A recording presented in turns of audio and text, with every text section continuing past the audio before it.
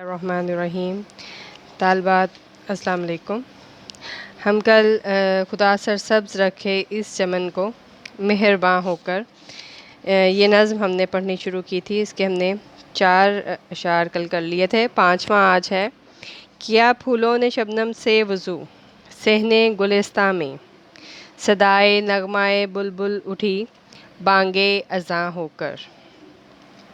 اب پھولوں نے شبنم سے وضو کر لیا، یعنی گلستان جو باغ ہے اس کے صحن میں پھول جو شبنم سے وضو کر رہے ہیں پھول، کیا کہتے ہیں کہ صدائے نغمہ بلبل اٹھی، کہ بلبل کی آواز جو ہے وہ اذان کی آواز بن کر اٹھی ہے. اور اذان کی آواز مطلب کہ بلبل جو ہے وہ اذان دینے لگی ہے، وہ نماز کے لیے اپنی طرف بلا رہی ہے. جیسا کہ انسان یا مسجد کا امام جو ہے وہ دن میں 5 وقت لوگوں کو نماز کے لیے اپنی طرف جو ہے وہ اللہ کے گھر میں اللہ کی طرف بلاتا ہے، ٹھیک اسی طرح. اور دوسرا خوبصورت بات اس میں، تشبیہ کتنی خوبصورت اس میں دی ہے شاعر نے، کہ جو شبنم پھول ہیں وہ باقاعدہ انہوں نے وضو کیا ہے اللہ کے سامنے، اس کی پاکی، اس کی عظمت، اس کی بڑائی کو بیان کرنے کے لیے، اور اس کے سامنے حاضر ہونے کے لیے، اس کے دربار میں حاضر ہونے کے لیے انہوں نے باقاعدہ طہارت و پاکیزگی کا اہتمام کیا ہے. اب جیسا ہم سب جانتے ہیں کہ آسمانوں اور زمینوں میں جو کچھ بھی ہے، یعنی ملائکہ، جن و انس، جمادات، حیوانات، نباتات، حشرات، سب اللہ کی پاکی، اس کی بڑائی، اس کی عظمت کو بیان کرتے ہیں، اس کی حمد و ثنا میں مصروف رہتے ہیں.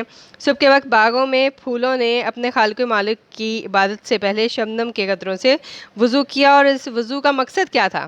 اس کا مقصد یہ تھا کہ ظاہری طور پر طہارت حاصل کر لی جائے عبادت سے پہلے. باغ کے صحن میں پھولوں پر شبنم کے صاف شفاف موتیوں کی طرح چمکتے ہوئے قطروں کو دیکھ کر شاعر کو یوں محسوس ہوتا ہے کہ گویا پھولوں نے شبنم کے پاک پانی سے وضو کیا ہے. اور اسی لمحے پھولوں کو دیکھ دیکھ کر بلبل نے اپنی میٹھی اور سریلی آواز میں نغمہ گانا شروع کر دیا، نغمہ الاپنے لگی، اور گویا چمن میں ادائے نماز کے لیے اس نے اذان دینا شروع کر دی. یہ وقت اسی کیفیت کا حامل ہے جب مسجد میں اذان کی آواز گونجتی ہے اور لوگ، اللہ کے بندے جو ہیں، وہ اللہ کے گھر کی طرف اپنا رخ کرتے ہیں. اگلا آپ یہاں پر ہوائے شوق میں شاخیں جھکیں خالق کے سجدے کو، ہوئی تسبیح میں مصروف ہر پتی زباں ہو کر. ہوائے شوق میں وہ کیا کہتے ہیں کہ جو ہے وہ شوق کے عالم میں، محبت کے نشے میں جو ہے وہ شاخیں اللہ کے سجدے کے لیے جو ہے وہ جھک گئی ہیں. شاعر نے بڑا اس سے حسن تعلیل سے یہاں پر کام لیا ہے.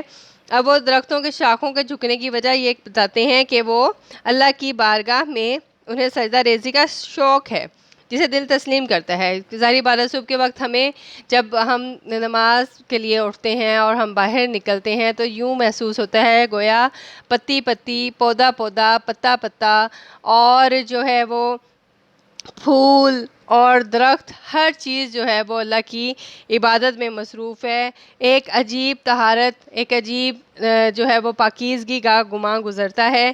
صبح کے وقت ہر شے خدا کی عبادت کرتی ہوئی نظر آتی ہے، اور عبادت گزاروں میں درختوں کی لچکدار شاخیں بھی شامل ہیں. چنانچہ درختوں کی شاخیں اللہ کی محبت و احترام کے پیش نظر سجدے میں چلی جاتی ہیں. نماز مکمل ہونے کے بعد جیسے مسجد میں نمازیوں کی زبانیں جو ہیں وہ تسبیح و تحلیل میں مصروف ہوتی ہیں، اسی طرح پھولوں کی پتیاں بھی جو زبان کی طرح نظر آتی ہیں سبحان اللہ، الحمدللہ، اللہ اکبر کہتی ہوئی محسوس ہوتی ہیں.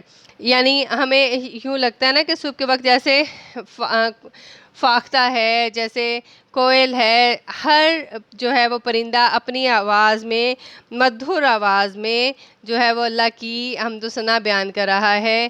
کوئل کی آواز جو ہے وہ بڑی خوبصورت محسوس ہوتی ہے. ٹھیک اسی طرح باقی چرند پرند جو ہیں وہ اپنے اپنے انداز سے اللہ کے بارگاہ میں حاضر ہوتے ہیں اور اس کے سامنے سجدہ ریز ہوتے ہیں، اس کا شکر ادا کرتے ہیں اور اس کو اپنا خالق و مالک تسلیم کرتے ہیں. آخری شعر دیکھیے. زبانیں برق گل نے کی دعا رنگیں عبارت میں، خدا سرسبز رکھے اس چمن کو مہرباں ہو کر۔ زبانیں برق گل، زبان دیکھیں یہ بھی ترکیب ہے، 3 لفظوں پر مشتمل ہے، زیر کے ذریعے یہ آپس میں تینوں لفظ جو ہیں وہ ملے ہوئے ہیں۔ گل جو ہے پھول ہو گیا، برگ اس کی پتی ہو گئی، اور زبان اس کی زبان، یعنی کہ پھول کی پتی کی زبان جو ہے وہ بڑی خوبصورت انداز میں اللہ کی عبادت کرنے کے بعد یہ دعا کرتی ہیں کہ یہ جو چمن ہے، یہ جو باغ ہے، یہ جو ہمارا گھر ہے، اللہ اس کو ہمیشہ سلامت رکھے، اس کو آباد رکھے، اس کو یوں ہی مہکتا ہوا رکھے، اسے سرسبز و شاداب رکھے۔ کائنات کی ہر شے اللہ کی رحمت کی طلبگار ہے اور اپنی بہتری کے لیے مصروف دعا رہتی ہے۔ اللہ تعالیٰ کی رحمت بھی ہر شے کا احاطہ کیے ہوئے ہے۔ رنگا رنگ پھولوں کی پتیاں زبان کا روپ دھار کر خوبصورت اور مؤثر دلنشیں انداز میں اللہ کے حضور حاضر ہوتی ہیں اور دعا کرتی ہیں۔ شاعر نے اسی دلنشیں انداز کے لیے رنگین عبارت کی ترکیب استعمال کی۔ دیکھیں جگہ جگہ آپ دیکھیں ہر شعر میں کہیں نہ کہیں صنعت حسن تعلیل جو ہے وہ شاعر اس کو پیش کرتا ہے، کہیں پر جو ہے وہ ترکیب استعمال ہو رہی ہے، کہیں پر دعا کے لیے دعائیہ کلمات جو ہیں وہ استعمال کر رہا ہے۔ یعنی مطلب اس سب کا کیا ہے؟ دعا یہ ہے کہ رب کریم ہمارے اس چمن پر اپنی رحمت ہمیشہ سایہ فگن رکھے اور اس چمن کی خوبصورتی کو کسی کی نظر نہ لگے۔ یہ چمن ہمیشہ پھلے پھولے ہرا بھرا اور پھولوں کی بھینی بھینی خوشبو سے مہکتا رہے۔ دیکھیں اگر ہم اس کو ایک اوورآل اس میں تناظر میں دیکھتے ہیں تو یہ دعا یوں بھی محسوس ہوتا ہے جیسے ایک وطن کے لیے، اپنے ملک کے لیے، اپنے اس گھر کے لیے، اس دیش کے لیے، اس دھرتی کے لیے بھی اس دھرتی سے جڑا ہوا ہر فرد وہ دعا کرتا ہے کہ یا اللہ اس چمن کو، اس گھر کو یوں ہی شاد و آباد رکھنا کہ اس کے ہونے سے اس کی بقا میں ہی ہماری کامیابی مضمر ہے، ہماری کامیابی جو ہے، ہماری شناخت جو ہے، ہمارا وجود جو ہے وہ اسی کے ہونے سے ہے۔ اگر یہ وطن جو ہے وہ تا قیامت آباد رہے، سلامت رہے، اور اگر یہ وطن نہیں رہتا تو ہمارا تشخص، ہماری شناخت، ہمارا وجود جو ہے وہ بھی باقی نہیں رہے گا۔ ہم اپنی شناخت جو ہم پاکستانی ہونے کے ناطے ہم پاکستانی کہلاتے ہیں وہ ہمارا ختم ہو جائے گا۔ تو گویا یوں لگتا ہے جیسے یہ ساری اگر ہم نظم دیکھتے ہیں تو اکبر الہ آبادی اس نظم میں اپنے وطن کو مختلف تشبیہات و استعارات کا استعمال کرتے ہوئے اپنے وطن کے لیے دعا گو ہیں، اس کی خوبصورتی کو بیان کر رہے ہیں، اس کی رنگینی اور رعنائی کو پیش کر رہے ہیں، اور اس کے ساتھ اس کے لیے دعا گو ہیں۔ اللہ پاک کی بڑائی، اس کی عظمت، اس کی کبریائی کو تسلیم کرتے ہوئے، اس کے سامنے سربسجود ہوتے ہوئے، اس کے سامنے عاجزی و انکساری کا اظہار کرتے ہوئے، اس کے بندے بنتے ہوئے اس کے سامنے سجدہ ریز ہوتے ہیں اور یہ دعا کرتے ہیں کہ یا اللہ ہمیں یوں ہی پہلے ایک سچا مسلمان اور پھر ایک سچا پاکستانی رکھنا، اور اس وطن کو تا قیامت جو ہے وہ سلامت اور آباد رکھنا کہ اس کے ہونے سے ہی ہماری شناخت ہے۔ آپ اس میں مختلف شعر ایڈ کر سکتے ہیں، جیسے اگر فضا کے حوالے سے آپ اس میں فضا نیلی نیلی ہوا میں سرور، ٹھہرتے نہیں آشیاں میں طیور، یہ شعر ایڈ کر سکتے ہو۔ یا آپ اس میں خدا کرے میری عرض پاک پہ اترے وہ فصل گل کہ جسے اندیشہ زوال نہ ہو، یہ والا شعر بھی آپ اس میں ایڈ کر سکتی ہیں۔ اور اس کے ساتھ آپ اگر ہم چلیں یہ آپ کی نظم مکمل ہو گئی، اس کو یہیں تک رکھیے، کل ہم انشاءاللہ اگلی غزل پڑھیں گے، اور اس کے ساتھ میں نے آپ لوگوں سے جو ہے وہ مضمون کی بات کی تھی، آپ لوگ مضمون بھی ساتھ ساتھ کرتی جائیں۔